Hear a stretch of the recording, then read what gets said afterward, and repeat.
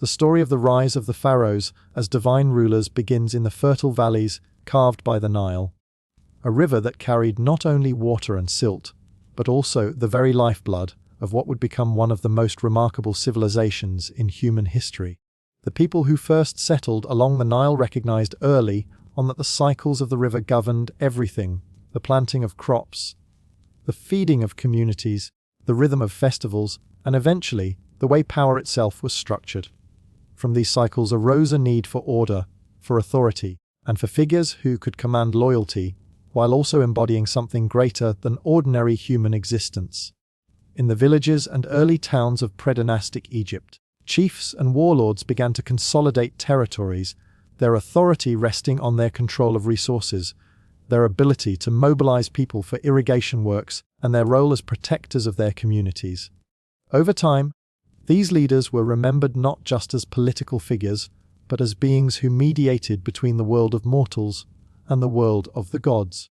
It was out of this cultural soil that the pharaoh emerged, not only as a king but as a divine ruler, a living god whose very presence ensured the balance of the cosmos. The Egyptian worldview was unlike many others of the ancient world, because it was built around the concept of mat, a word that described truth, balance, order, and justice all at once. To the Egyptians, the universe was not stable by default. Chaos was always threatening to break through, and it was only through divine and human cooperation that harmony could be maintained. The pharaoh was placed at the center of this cosmic order, not by accident but as part of a grand religious and social construct.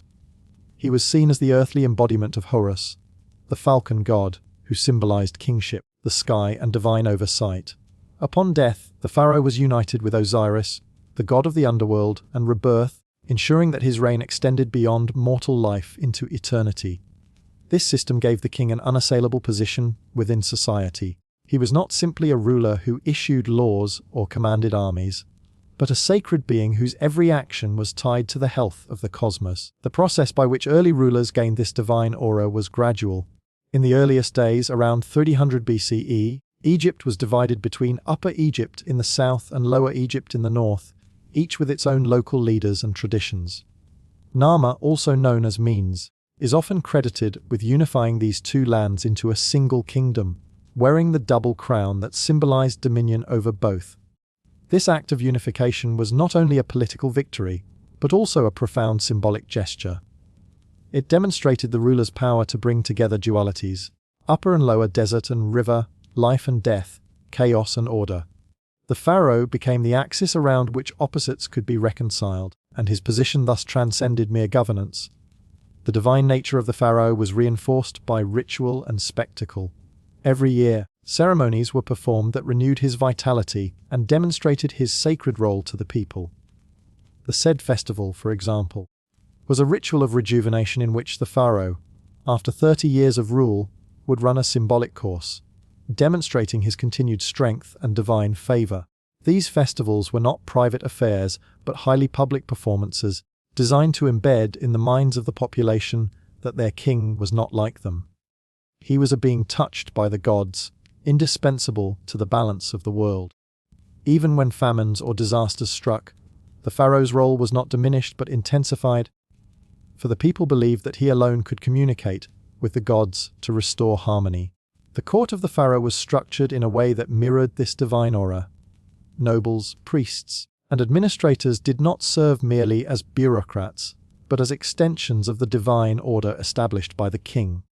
The priests in particular played a crucial role in cementing the pharaoh's divinity, for they were the keepers of rituals that constantly reaffirmed the king's sacred status. Temples were not places of communal worship, as we might imagine today, but rather the houses of the gods, and the pharaoh was the chief priest of every temple in Egypt. Even though he could not physically officiate in every shrine, his image, his name, and his authority extended into every act of ritual sacrifice, prayer, and offering.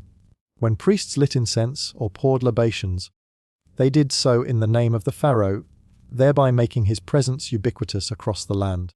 The artistic and architectural programs of the pharaohs further magnified their divine identity. Colossal statues depicted them not as ordinary men but as eternal beings, perfect in form, youthful, and serene. These statues were not portraits in the modern sense. They were embodiments of the idealized pharaoh, the eternal ruler who transcended time. The great temples and monuments bore inscriptions, proclaiming the pharaoh's divine parentage, victories, and piety.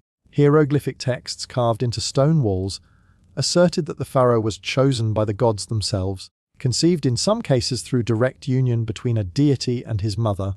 Such stories of divine birth erased the distinction between myth and politics, weaving together a narrative where questioning the pharaoh's legitimacy was akin to questioning the will of the gods. Warfare also played a crucial role in cementing the pharaoh's divinity.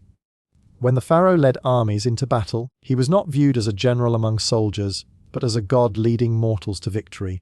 Scenes carved into temple walls, such as those at Karnak or Abu Simbel, showed pharaohs towering over enemies, smiting them with colossal strength, often depicted many times larger than the figures of common soldiers or foes. These depictions were not exaggerations meant to flatter, but reflections of the belief that the pharaoh fought with divine power. His victories were celebrated not just as political successes, but as cosmic triumphs over chaos and disorder, reaffirming his sacred mandate to rule. The pharaoh's divine authority extended into the realm of law and governance. In a society without a codified legal system in the modern sense, the pharaoh was the ultimate source of justice. His judgments were considered expressions of Ma'at, and his decrees carried the weight of divine will. Local officials and judges acted in his name, but the ultimate appeal always lay with the king. This concentration of authority meant that political rebellion was not simply an act of defiance against a man, but a sacrilege against the divine order itself. It is no coincidence that rebels and usurpers in Egyptian history often went to great lengths to legitimize their claims by associating themselves with divine favor, commissioning temples, and erasing the names of their predecessors in an attempt to rewrite cosmic history. Religion was deeply intertwined with the pharaoh's status, and this was reinforced through elaborate mortuary practices. The Great Pyramids of the Old Kingdom stand as testaments to the pharaoh's role as a divine being who required a monumental pathway to eternity. These structures were not merely tombs, but cosmic machines designed to ensure the king's ascension to the afterlife and his eternal union with the gods. The pyramid texts carved into the walls of royal tombs speak of the pharaoh rising to the sky, joining the sun god Ra, and taking his place among the imperishable stars. For the people who labored to build these monuments, the act of construction itself was a religious duty, a way of participating in the eternal destiny of their divine ruler. Even as dynasties rose and fell, and even when Egypt was conquered by foreign powers, the idea of the pharaoh as a divine ruler persisted. Hyksos invaders, Nubian kings, Libyan chieftains, and later Persian and Greek rulers all adopted the mantle of pharaoh, aligning themselves with the divine traditions of Egyptian kingship. This enduring belief demonstrates the strength of the ideological system that placed the pharaoh not only at the top of the political hierarchy, but at the very center of the cosmos itself. The pyramids of ancient Egypt stand as some of the most extraordinary achievements of human civilization, and while they are often admired today as wonders of engineering or as breathtaking tourist destinations, to the people of ancient Egypt they were far more than just architectural marvels. They were potent symbols of divine power, eternal authority, and the unbroken link between the mortal realm and the heavens. Their size alone communicates the ambition of the kings who ordered their construction. But the deeper meaning of the pyramids lies in how they embodied the concept of kingship itself. They were monuments that proclaimed to all who saw them that the pharaoh was no ordinary man, but a divine ruler whose place in the cosmos was eternal, and they were designed to endure not only as tombs, but as everlasting demonstrations of a power that transcended the frailty of mortal life. To the Egyptians, death was not an end, but a transformation, and the pyramid was both a tomb and a machine of immortality, ensuring that the pharaoh would rise again to dwell among the gods and continue his guardianship over Egypt for all time. The origins of the pyramid can be traced back to the mastabas, rectangular tomb structures built of mud brick in the early dynastic period. These mastabas served as elite burial places, their flat-roofed and bench-like appearance marking the resting places of nobles and kings. Over time, the desire to emphasize the unique status of the pharaoh gave rise to experiments in tomb design. The most famous of these early innovations was the step pyramid of Djoser at Saqqara, designed by the architect Imhotep during the 3rd dynasty around 2670 BCE. This structure represented a radical departure from earlier mastabas, as it consisted of 6 stacked mastaba, like levels rising toward the sky. The step pyramid was more than a tomb. It was a statement of ideology. Its towering form reached upward like a staircase, symbolizing the pharaoh's ascent to the heavens and his eternal companionship with the gods. By building higher, larger, and more complex, Djoser was not only ensuring his personal afterlife, but also demonstrating to his people that he commanded resources, labor, and divine favor on a scale unprecedented in history. This experiment laid the foundation for the true pyramids of the 4th dynasty, most famously those built on the Giza Plateau. Sneferu, the founder of the dynasty, was the first king to perfect the art of pyramid construction. He experimented with designs, producing the bent pyramid at Djoser, whose angle changes midway up, and the red pyramid, which stands as the first true smooth-sided pyramid.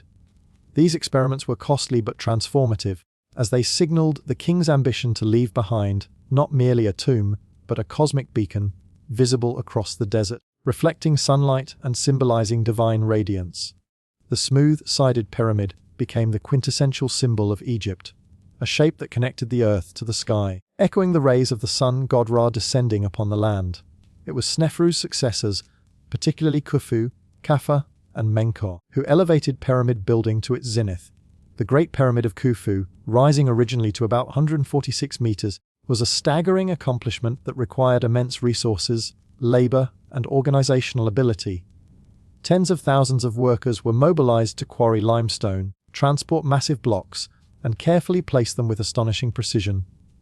Contrary to older myths of slave labor, much evidence suggests that the pyramid builders were skilled workers and laborers organized into rotating crews, well-fed and supported by infrastructure that reflected the pharaoh's capacity to marshal society toward a sacred goal.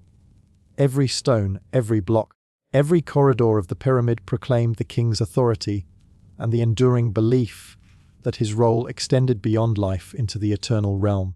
The placement of the pyramids on the west bank of the Nile was itself symbolic, for the west was associated with the setting sun and the land of the dead. The pyramid complexes were carefully oriented to cardinal directions, reflecting an advanced understanding of astronomy and the cosmos. Their sides faced north, south, east, and west with remarkable accuracy, and scholars believe that the stars and the sun's movements were central to their design. This precision was not merely practical, but deeply symbolic. It aligned the pharaoh's eternal resting place with the order of the universe itself, embedding him permanently within the structure of creation. To look upon the pyramid was to see the cosmos reflected in stone, a visible reminder that the king's authority was not transient, but woven into the very fabric of the universe.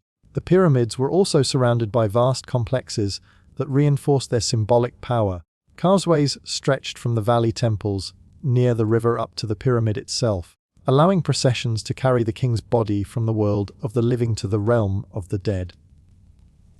Mortuary temples were constructed alongside the pyramids, where priests performed daily rituals to honor the king's spirit and to ensure the continued flow of offerings. These temples were not static memorials, but active centers of religious life, staffed by priests and supported by estates that provided food and goods.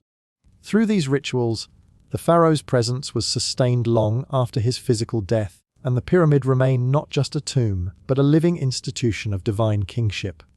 The symbolism of the pyramid shape itself is layered with meaning. Its base, firmly grounded on the earth, represented stability and permanence, while its apex pointed toward the heavens, symbolizing the pharaoh's ascent and unity with the divine.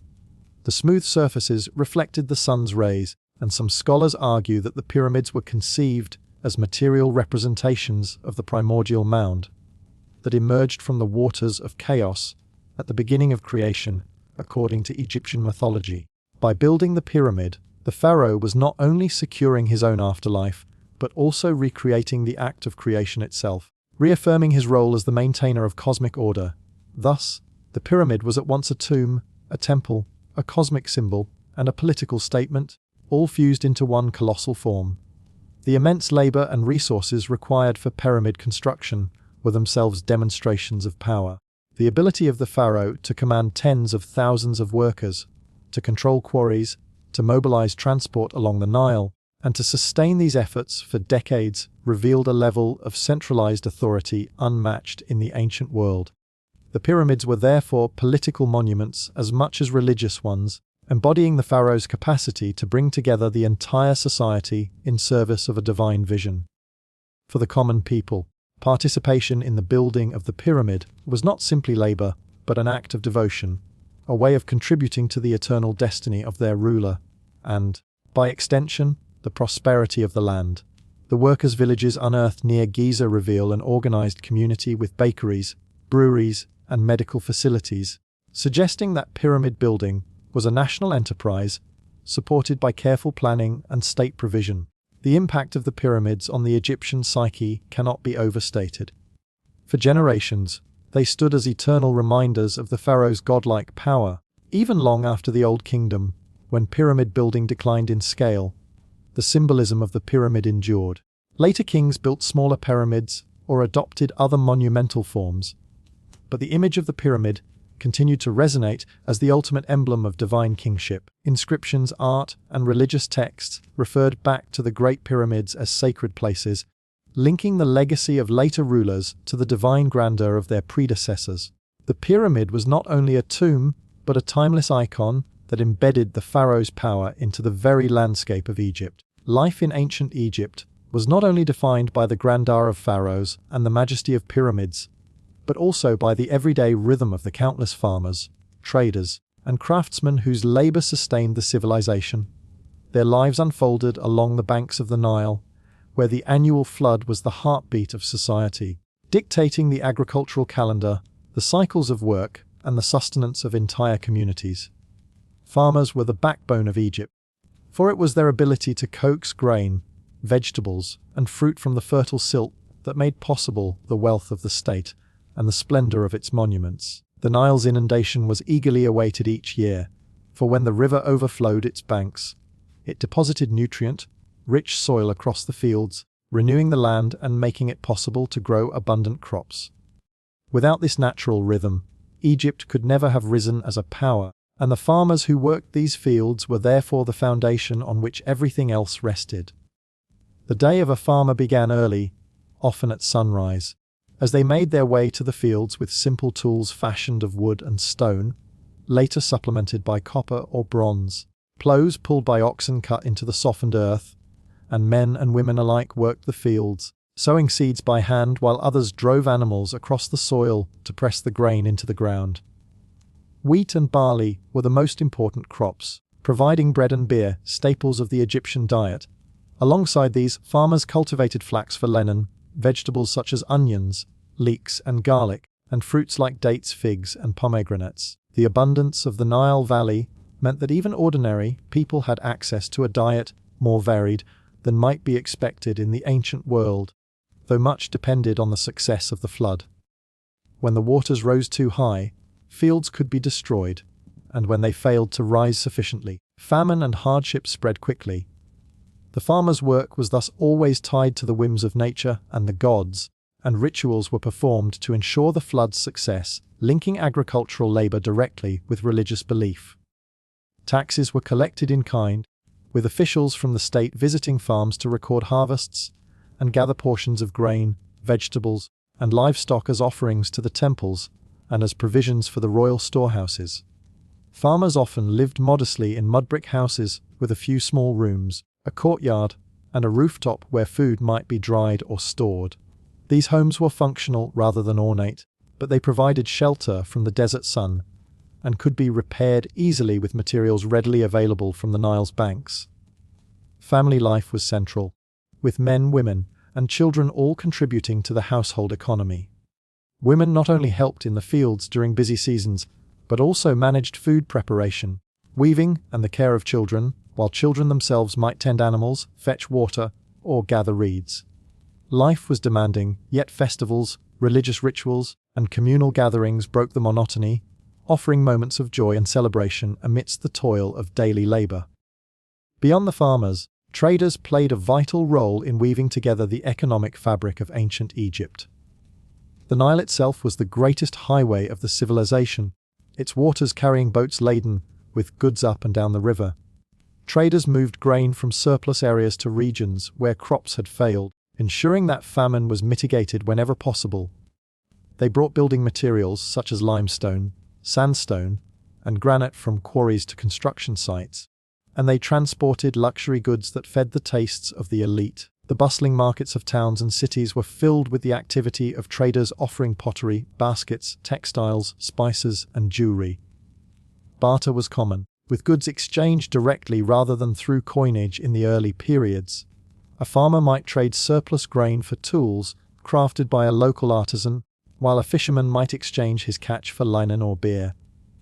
The system was simple but effective, and it created webs of interdependence that bound communities together.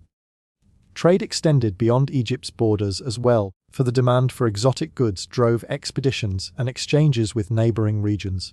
Nubia to the south provided gold, ivory, and ebony. The Sinai Peninsula yielded turquoise and copper, and incense, myrrh, and exotic animals came from the land of Punt, whose exact location remains a mystery, but was likely along the Horn of Africa.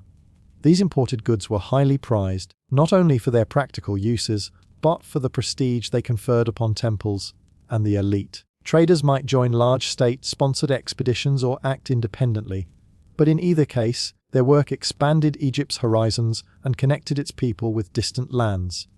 The act of trading was not only economic, but also cultural, as foreign styles, ideas and influences entered Egypt, enriching its art, religion, and daily practices. Craftsmen, meanwhile, occupied a special place in Egyptian society, for their skills turned raw materials into the objects that filled homes, temples, and tombs. These artisans lived and worked in specialized communities, some attached to royal projects and others serving local needs. They were potters, weavers, carpenters, metalworkers, jewelers, and stone carvers, each with knowledge passed down through generations. Their products were essential to both daily life and religious rituals. Pottery stored grain, beer, and water. Linen garments clothed the living and wrapped the dead. Wooden furniture provided comfort in homes. And finely crafted amulets were worn to ward off evil. The craftsmanship of Egyptian artisans reached extraordinary levels of sophistication, particularly when serving the demands of the elite. Jewelry inlaid with gold, lapis lazuli, and carnelian dazzled with its intricacy, while statues of kings and gods captured the idealized forms of eternity. One of the most famous communities of craftsmen was Deir el-Medina, a village that housed the workers who built and decorated the tombs in the Valley of the Kings. Excavations there have revealed much about the daily lives of artisans, from the tools they used to the records they kept of disputes, payments, and family matters. These workers lived in modest but orderly homes, and though their lives were far from luxurious, they enjoyed a degree of stability and respect. Their role in constructing the eternal resting places of pharaohs connected them directly with the divine order, and they were often literate, leaving behind texts and inscriptions that provide an intimate glimpse into their concerns, humor, and daily struggles. In contrast to the anonymity of most laborers, the craftsmen of Deir el-Medina were remembered by name, their individuality preserved through their writings. The interdependence of farmers, traders, and craftsmen formed the true backbone of Egyptian society. Farmers provided the food that sustained both the population and the workforce engaged in monumental projects. Traders ensured that goods circulated where they were needed and brought in luxuries and resources from afar. Craftsmen transformed raw materials into practical tools, religious objects, and works of art that adorned homes and temples alike. Together, they supported not only the survival of the population, but also the expression of its deepest religious and cultural values. The wealth that allowed pharaohs to build temples and pyramids was ultimately drawn from the surplus produced by farmers, the distribution networks organized by traders, and the artistry of craftsmen. In this way, the grand narratives of kings and gods were inseparable from the quieter, but no less vital narratives of ordinary people. Their lives were also punctuated by cycles of festivals, rituals, and moments of communal joy. Agricultural festivals tied to the Nile's flood involved offerings, music, and dance, binding communities together in celebration of fertility and abundance. Markets during these times became especially lively, as traders displayed their wares to crowds gathered for both worship and leisure. Craftsmen found opportunities to sell religious amulets, decorative items, and household goods, while farmers exchanged produce and animals. These gatherings were not only economic exchanges, but also occasions of cultural affirmation, where stories were told, songs were sung, and traditions reinforced the collective identity of Egypt as a land blessed by the gods and bound together by the Nile. The ancient Egyptians lived in a world suffused with the presence of gods, spirits, and unseen forces, and for them, religion was not something separate from life, but the very foundation of existence. Every sunrise, every flooding of the Nile, every harvest, every birth, and every death was interpreted as part of a grand order governed by divine powers. Their beliefs in gods, the afterlife, and rituals created a worldview in which humans were not isolated beings, but participants in an eternal cycle, part of a cosmos held together by balance, truth, and harmony. The pantheon of Egyptian gods was vast and ever-changing, with local deities worshipped in villages and great gods venerated in monumental temples. Yet at the heart of it all was the conviction that the gods were deeply involved in human affairs, that they required offerings and devotion, and that their favor ensured not only the prosperity of the land, but also the continuation of life after death. Among the most important concepts in Egyptian belief was the idea of Ma'at, the principle of cosmic balance and truth. Ma'at was not merely a goddess represented by a feather, but a guiding force of the universe, ensuring that chaos did not overwhelm order. It was the duty of both gods and humans to uphold Ma'at, and the pharaoh, as a divine ruler, was its earthly guarantor. To live a good life was to live in accordance with Ma'at, and to die without having done so meant facing difficulties in the afterlife. This principle bound together religion, morality, law, and society, shaping every ritual and every decision, from the grand pronouncements of kings to the daily prayers of farmers. The pantheon itself was populated by gods that reflected the environment, society, and imagination of the people. Ra, the sun god, was one of the most prominent, traveling across the sky each day and descending into the underworld each night, only to rise again in victory at dawn.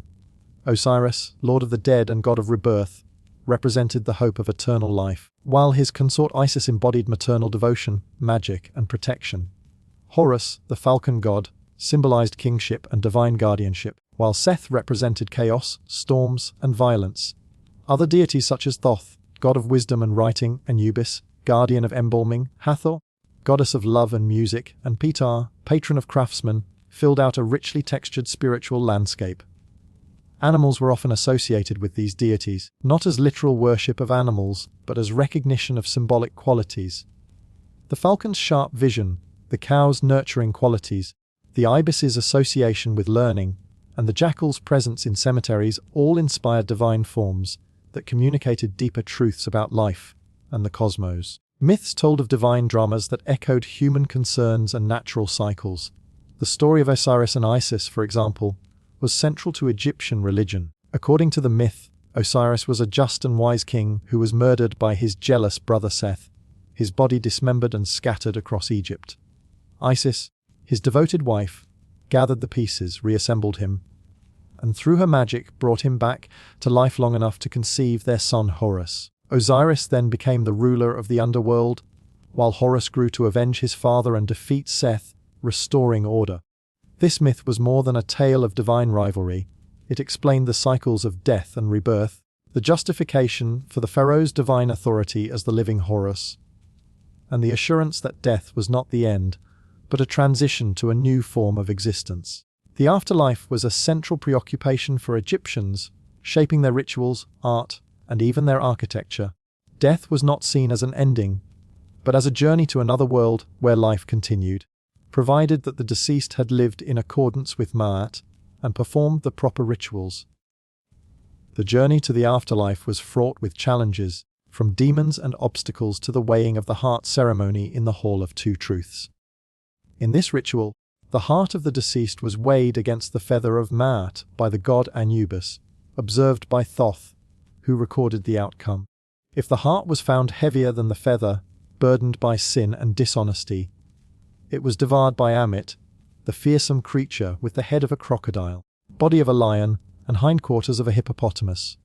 If the heart was balanced with the feather, the soul was declared justified and welcomed into the field of reeds, a paradise where the deceased lived in eternal contentment, farming fertile lands, reuniting with loved ones, and enjoying abundance without suffering. To prepare for this journey, Egyptians developed complex funerary rituals. Mummification was a practice rooted in the belief that preserving the body was essential for the soul's survival. The human being was thought to be composed of multiple elements, the ka, representing vital essence, the ba, a unique personality that could travel between the realms of the living and dead, the ak, a transformed spirit that existed in the afterlife, and the physical body, which anchored these spiritual parts. If the body decayed, the ka and ba could not reunite, and the person would be lost forever. Thus, mummification was not merely an elaborate custom but a sacred necessity. Priests carefully removed internal organs, preserved them in canopic jars guarded by protective deities, dried the body with natron, and wrapped it in layers of linen with amulets inserted between the wrappings. Spells and rituals accompanied each stage, ensuring that the deceased was protected and prepared for the trials of the afterlife. The tomb itself was another crucial element of preparation. Tombs were not only places to house the dead, but also eternal homes for the ka and ba. They were stocked with food, tools, furniture, clothing, and offerings to provide for the soul in its next life. Walls were decorated with scenes of daily activities, plowing fields, hunting birds, fishing in the Nile, ensuring that these pleasures would be magically replicated in eternity. Inscriptions and spells, such as those found in the pyramid texts, coffin texts, and later the Book of the Dead, were included to guide the deceased through the perils of the underworld. These texts acted as both maps and incantations, giving the dead the knowledge and power to overcome obstacles, speak the right words, and appeal to the right gods. They were more than literature. They were instruments of survival in the spiritual realm. Rituals were woven into every aspect of Egyptian life, for religion was not confined to temples but permeated homes, fields, and workshops. Offerings of bread, beer, incense, and flowers were made daily to household gods and ancestors, as well as to major deities in temples. Festivals punctuated the year, many tied to agricultural cycles or mythological events. During the festival of Opet, for instance, statues of the gods Amun, Mut, and Khonsu were carried from Karnak to Luxor in grand processions, reaffirming the divine bond between the gods and the pharaoh. Other festivals honored Hathor with music and dance, while Osiris's death and resurrection were reenacted in annual dramas that connected ordinary people to the cosmic cycle of rebirth. Temples served as the focal points of ritual life, but they were not places of communal worship, as in modern religions. Instead, they were the houses of the gods, where priests performed rituals on behalf of the community. Each morning, the image of the deity was awakened, bathed, dressed, and offered food and drink, as though it were a living king. Ordinary people did not enter the sanctuaries, but might gather in the outer courts, offer prayers, or leave votive offerings such as small statues or inscriptions. The priesthood, supported by temple estates and wealth, ensured that the gods were constantly honored, for their favor was believed to be essential to the prosperity of Egypt. Magic was another dimension of Egyptian belief, inseparable from religion. Spells, charms, and amulets were used in daily life to ward off illness, protect children, ensure fertility, or safeguard travelers. Magic was not seen as superstition, but as a legitimate means of interacting with divine forces, often drawing on the same principles found in temple rituals. The goddess Isis was especially associated with protective magic, and her myths emphasized her skill in using words and spells to achieve miraculous results. In households, people might wear amulets shaped like the Eye of Horus, the scarab beetle, or the ankh, symbols that conveyed health, renewal, and life. Magic was also inscribed into objects such as wands, bowls, and figurines, embedding the power of words and symbols into the material world. The relationship between gods, afterlife, and rituals created a worldview in which death was not feared as an annihilation, but approached with preparation and reverence. To live well was to honor the gods, uphold Mat, and participate in the rituals that maintained the balance of the universe. To die was to undergo transformation, a dangerous journey that could end in oblivion but which, if properly prepared, promised eternal life in a world of abundance and joy. For the Egyptians, this promise was not limited to kings, but extended gradually to all people, as democratization of the afterlife spread from royal tombs to common burials.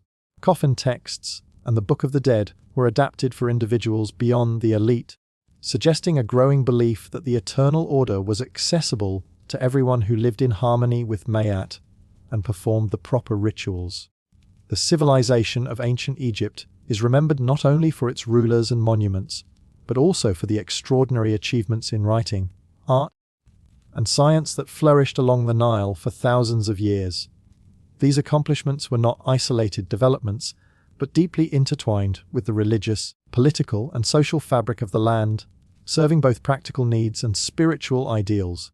At the center of Egyptian intellectual and cultural life was the invention of writing, hieroglyphs, which emerged as early as 3100 BCE and became one of the most remarkable systems of communication in the ancient world. Hieroglyphic writing was more than a tool for record keeping.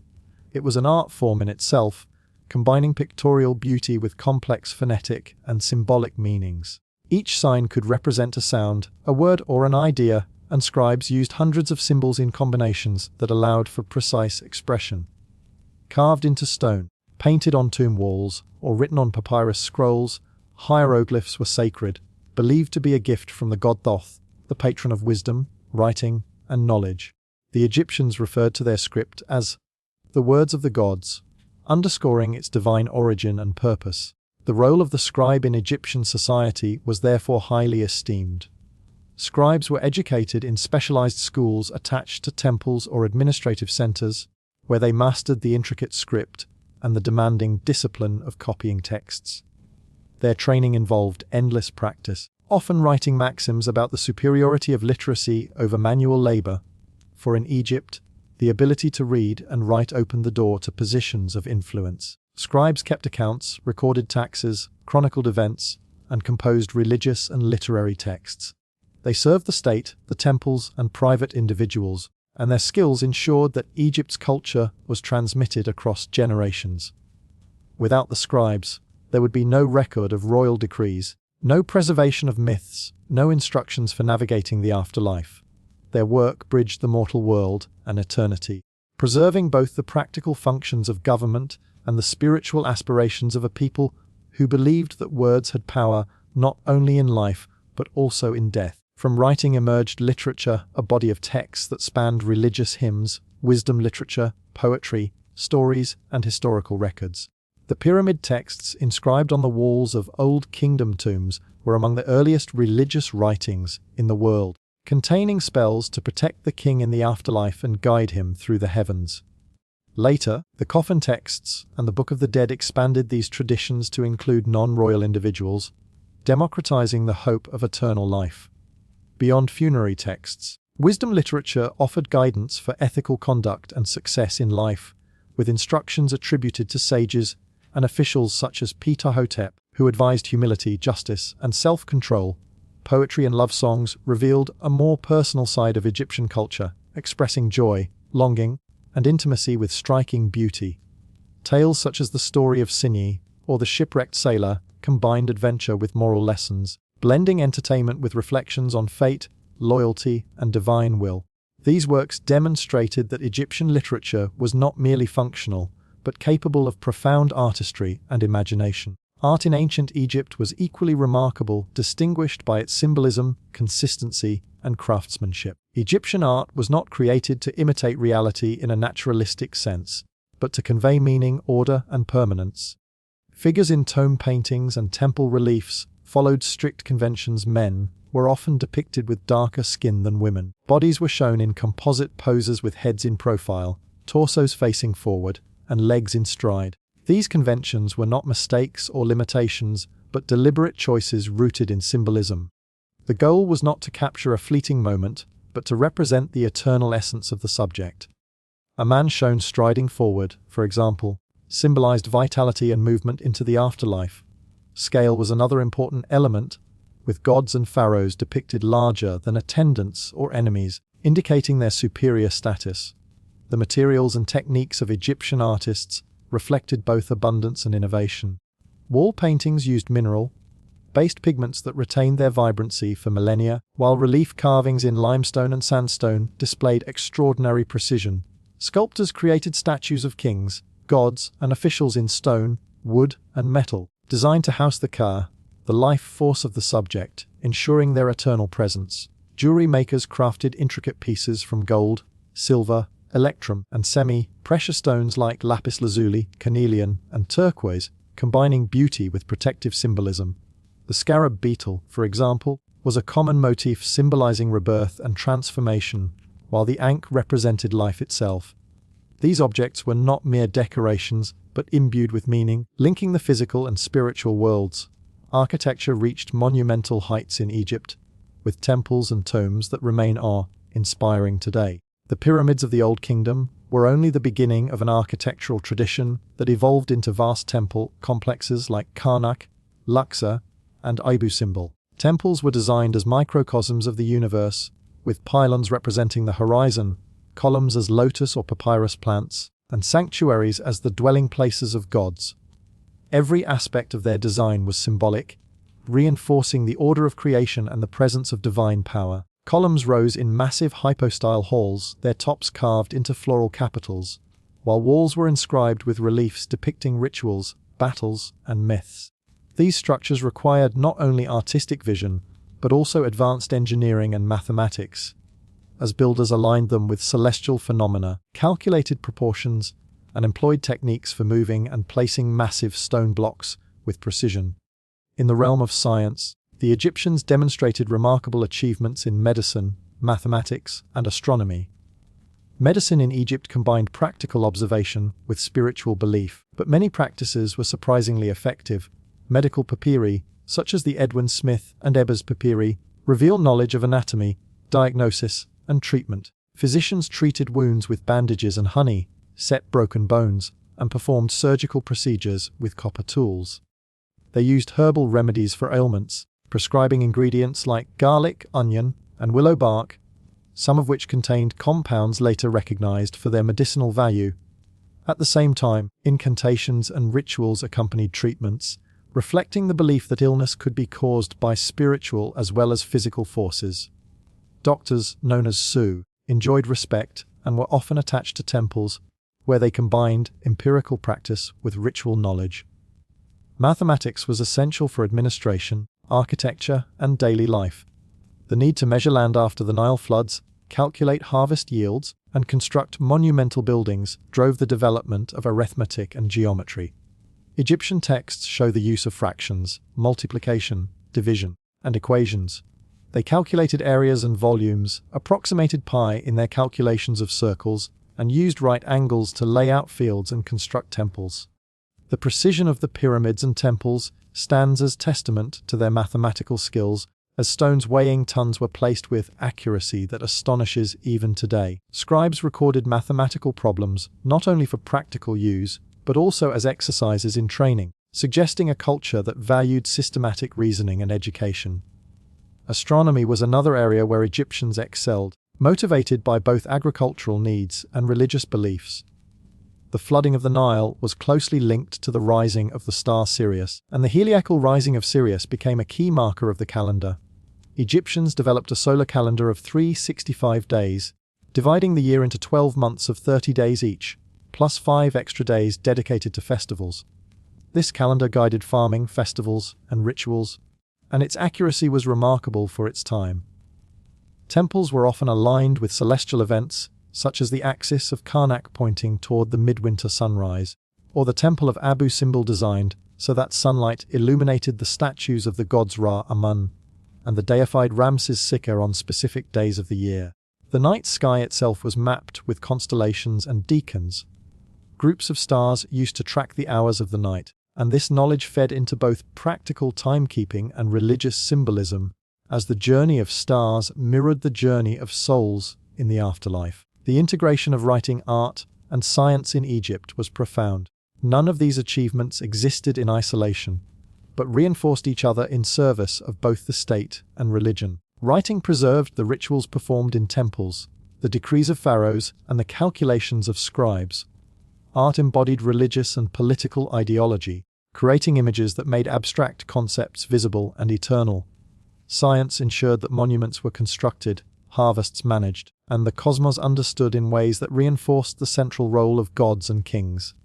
Together, these achievements created a civilization whose intellectual and cultural legacy endured for millennia, influencing Greece, Rome, and ultimately the wider world. The legacy of ancient Egypt stretches far beyond the banks of the Nile and the deserts that cradle the ruins of its temples and tombs. Though the civilization itself eventually faded, absorbed into foreign empires and reshaped by the passage of centuries, the achievements, ideas, and images of Egypt never disappeared.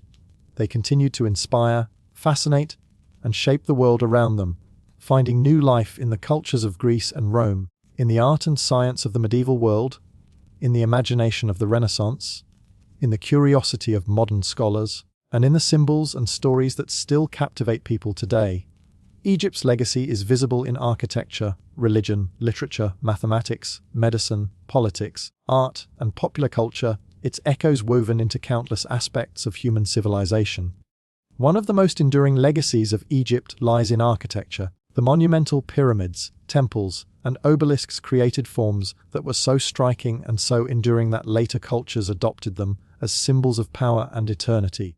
The Greeks and Romans both drew inspiration from Egyptian architecture, not only incorporating obelisks and sphinxes into their cities, but also adopting certain temple designs and decorative motifs. Obelisks in particular became powerful symbols, transported to Rome where they were erected in forums and circuses as emblems of imperial authority. Many of those obelisks remain standing today in cities such as Rome, Paris, London, and New York, silent witnesses to the enduring fascination with Egyptian power. The pyramid form itself was revived in various contexts, from funerary monuments of Roman emperors to modern memorials and buildings, its triangular geometry continuing to suggest stability, eternity, and transcendence. Even the neoclassical architecture of the 18th and 19th centuries, which shaped capitals like Washington, D.C., drew indirectly from Egyptian monumentalism through its emphasis on grandeur, symmetry, and timelessness. Egypt's influence on religion and spirituality has been equally profound. The myths of Osiris, Isis, and Horus carried themes of death, resurrection, and divine kingship that resonated far beyond Egypt's borders. The cult of Isis spread widely throughout the Mediterranean world during the Hellenistic and Roman periods, attracting followers who were drawn to her image as a compassionate mother and powerful goddess of magic and salvation. Temples to Isis were built as far away as Greece, Italy, and even Britain, and her worship competed with other mystery religions of the time. Some elements of Egyptian religion, particularly the themes of judgment after death, resurrection, and eternal life, found echoes in later Abrahamic traditions, though transformed within new contexts. The weighing of the heart before Osiris, where a soul's morality was tested against the standard of truth, has striking parallels with later concepts of divine judgment, showing how Egyptian beliefs shaped broader human ideas about morality and the afterlife. In the realm of science and knowledge, Egyptian achievements laid important foundations for later civilizations. Their advances in mathematics, particularly geometry and measurement, influenced Greek scholars who visited Egypt and studied its traditions. Figures like Pythagoras, Plato, and later Herodotus acknowledged the wisdom of Egypt, and there is evidence that Egyptian methods of calculation and surveying informed the development of Greek geometry. In medicine, Egyptian practices preserved in papyri provided insights into anatomy, pharmacology, and surgery that impressed later scholars. The combination of practical remedies and ritual healing found in Egyptian texts may appear strange to modern eyes, but many of their herbal treatments contained active ingredients that are still recognized for their medicinal value. Knowledge transmitted through Egyptian writings and preserved by Greek and Roman authors eventually filtered into the medieval Islamic world, where scholars translated and expanded upon it, and then into Europe during the Renaissance, forming part of the bedrock of modern science. Egyptian writing also left a powerful legacy. Hieroglyphs fascinated outsiders for millennia, even after their use had ended, inspiring awe and mystery. Though the ability to read hieroglyphs was lost for centuries, their images remained visible on monuments, obelisks, and artifacts that survived. For medieval travelers and Renaissance scholars, the script seemed to encode secret wisdom, and it was often associated with esoteric knowledge. The eventual decipherment of hieroglyphs by Jan Franois Champollion in 1822, following the discovery of the Rosetta Stone, opened an entirely new chapter in the legacy of Egypt. Suddenly, texts that had remained silent for thousands of years spoke again, revealing the voices of priests, scribes, and kings.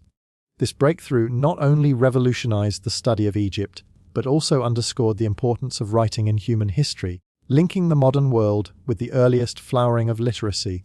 Art and symbolism from Egypt have remained among the most enduring elements of its legacy.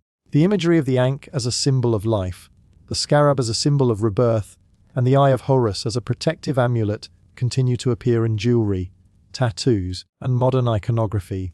Egyptian motifs influenced ancient Greek art and Roman decoration, and centuries later, they resurfaced during the European Renaissance when artists and scholars sought inspiration from classical antiquity and rediscovered Egypt through ancient texts.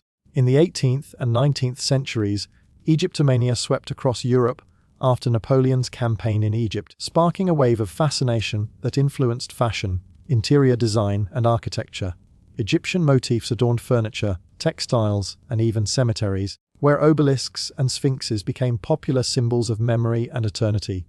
Museums filled with Egyptian artifacts became cultural landmarks, and mummies were displayed as curiosities, sometimes even unwrapped in public demonstrations, reflecting both scientific curiosity and a taste for the exotic.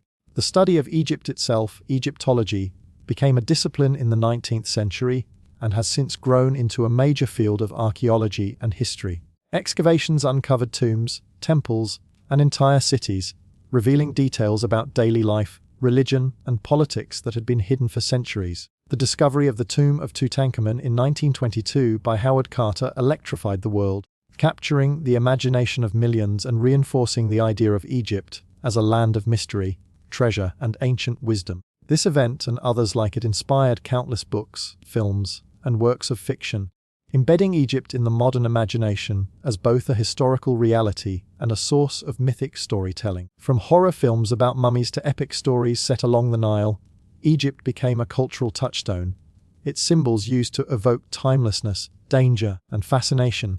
In politics and ideology, Egypt's legacy has also been appropriated in various ways. Freemasonry and other secret societies drew heavily on Egyptian symbols, adopting imagery such as the pyramid and the all-seeing eye as metaphors for knowledge, stability, and enlightenment.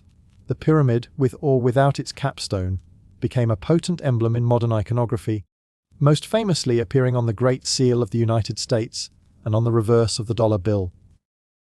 Here, the pyramid represented endurance and strength, while the eye suggested divine providence or insight, a direct echo of Egyptian symbolism repurposed for a new age. In the same way, Egyptian themes of rebirth, light, and hidden wisdom inspired esoteric traditions, alchemy, and occult practices in the modern period, showing how the civilization's imagery continued to provide fertile ground for reinterpretation. The influence of Egypt can also be traced in literature and philosophy. Classical authors like Herodotus and Plato praised Egyptian wisdom, portraying it as ancient and authoritative. In the Renaissance, writers such as Athanasius Kircher obsessed over hieroglyphs, interpreting them through a mystical lens even before their decipherment. Later, poets, novelists, and artists drew upon Egyptian themes to explore questions of life, death, and eternity. Percy Bysshe Shelley's poem, Ozymandias, famously reflected on the ruins of a statue of Ramses II, using Egypt as a symbol of the rise and fall of empires and the transience of human pride. This poetic image remains a powerful reflection of how Egypt's material remains inspire contemplation of human history and mortality. Education and cultural identity have also been shaped by Egypt's legacy. Generations of school children across the world have studied the pyramids, mummies, and pharaohs as part of the foundational story of civilization, associating Egypt with the dawn of human achievement. For modern Egyptians, the legacy of ancient Egypt is a source of national pride and identity, linking contemporary society with one of the world's oldest and most influential cultures. The monuments of Egypt continue to draw millions of visitors each year, making tourism one of the nation's most important industries and reinforcing Egypt's place in the global imagination. Even in science fiction and fantasy, Egypt's legacy continues to inspire. The pyramids are often portrayed as mysterious structures connected with aliens, lost civilizations, or hidden knowledge, while gods such as Anubis, Ra, and Osiris appear in novels, television shows, and video games. These reinterpretations may have little to do with historical accuracy, but they demonstrate the enduring resonance of Egyptian imagery.